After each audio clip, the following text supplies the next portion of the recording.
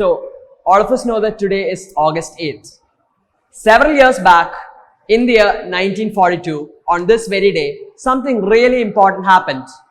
Well, on August 8, 1942, the Quit India movement was proclaimed and brought into action.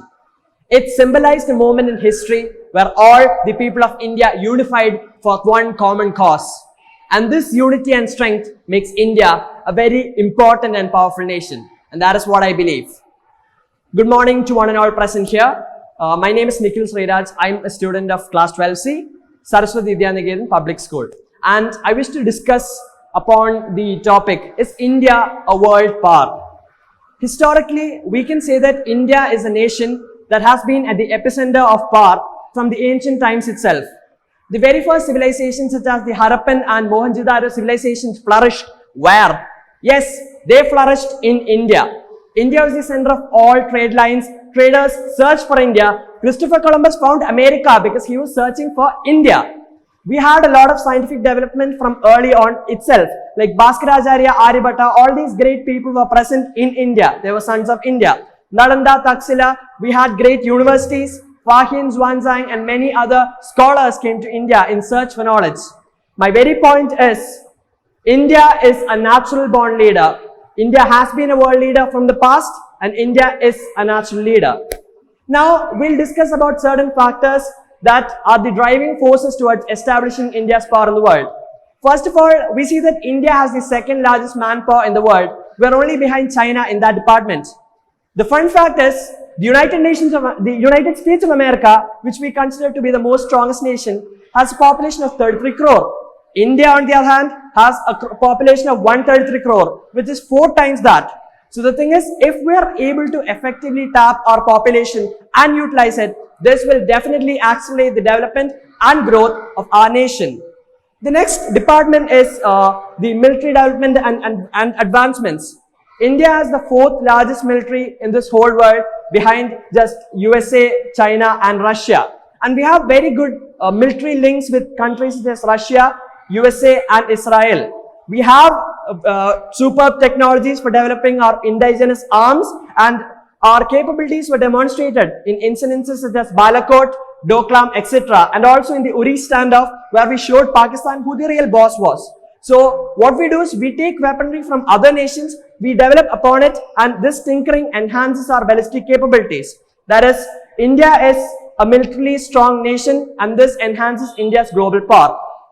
The next department is external affairs, but before that, all of us know that Srimati Sushma Swaraj died recently. So first of all, I would like to pay homage to this great lady who was a huge pillar of strength for India in the field of external affairs and foreign affairs. We've seen that India's foreign affairs for the past few years has been very flexible. We've had good relationships with a lot of countries and we've been able to drive the common cause and the common fight against terrorism. We were able to impose sanctions on Pakistan with the help of a lot of other nations. The reason being that we have good bilateral relations. We are able to express our decisions. We are able to have a definite stance without hampering the bilateral relations we have with other nations. In the Abhinandan Vartman incident, the truth is, if this happened 1 decade before, it would have been better to build a grave for him rather than try. But all of us know what happened. We were able to effectively bring him back from Pakistan, and this is due to the amount of pressure that we exerted on Pakistan via trade sanctions. Then in the Kulbhushan Jadhav incident, we were able to get a positive response from the International Court of Justice. In fact, out of the 16 judges, 15 of them gave us a positive verdict. This is again an example of how influential India is in the sphere of world affairs. Then in the Palestine issue, India has a good relationship with Israel as well as with Arab nations. But the previous governments have never expressed this relationship in open. Recently, we extended our hand of support to Israel in a public fashion, but we still maintain good relationships with Arab nations. And then in the Hafiz Saeed incident, we were able to channel the support of world nations so that we were able to label him as a world terrorist. Then whenever non-resident Indians get stuck in foreign nations due to some sort of crisis, we, using our effective foreign affairs policies, are able to extract them from there safely so that their lives are saved. Overall, India's foreign affairs department has been functioning effectively, thereby enabling India to again become a powerful nation. The next sector is economic development and economic growth. We hear that the value of the Indian rupee is crumbling with respect to the dollar, but now we see that it is actually stabilizing to some extent. Then we always blame things such as demonetization. The truth is it hasn't been 100% effective, but it's been able to eradicate black money to at least a small extent. And we have to accept the fact that such a small movement itself with respect to black money is a huge step forward. Then we hear about culprits such as Vijay Mallya and Nirav Modi, and India is also taking effective steps so that they can be nabbed and such threats can be thwarted. Then another important thing with respect to any country, if a country wants to become a world power, it needs its citizens to work for the nation. The citizens of a nation will only work for that nation if they feel some personal affinity towards that nation. And how do we create that? By addressing the needs of the common man and giving them their basic necessities. We need to work at the ground level, and this is exactly where India has excelled for some time.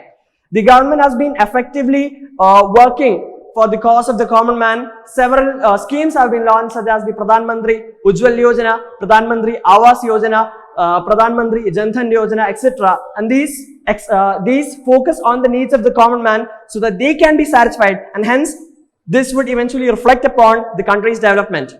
During the recent budget announcement, something unique actually happened.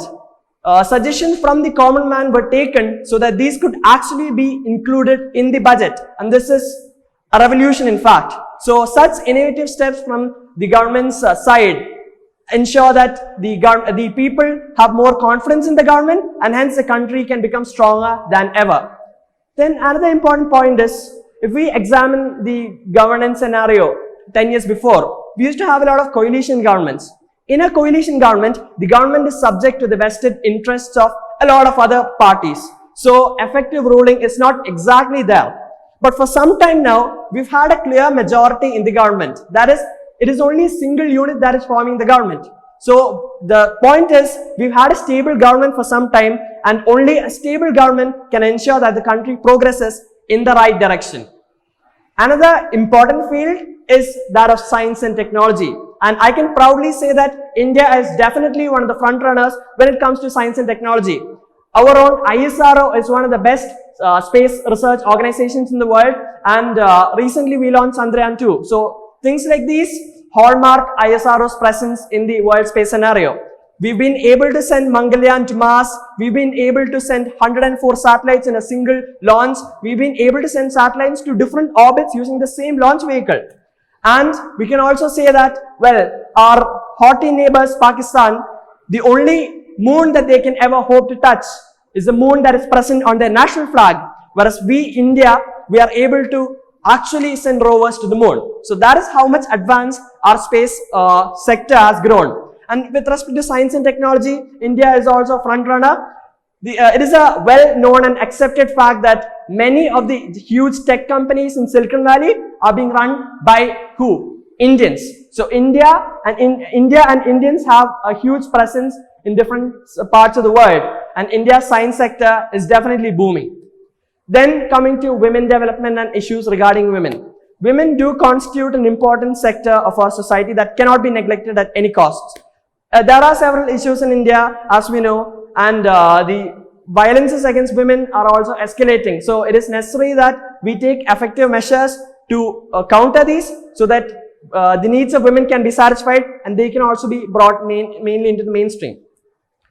Even though we have made progress during this past period of time in several fields, there are still a lot of factors that are hindering us, such as internal conflicts, communalism, then corruption, then certain stray incidences that defame our nation. For example, we know of the incidences regarding cow protectors. Well, the thing is, even though India as a whole is a great country, such stray incidences actually tarnish our image in front of the world. So such incidences and such issues need to be resolved.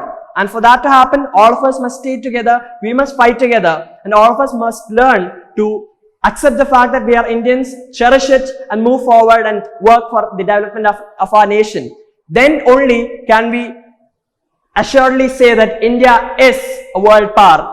Right now, all of us say that India is developing, India is becoming a world power, but for India to actually become a world power, for India to take over from the United States.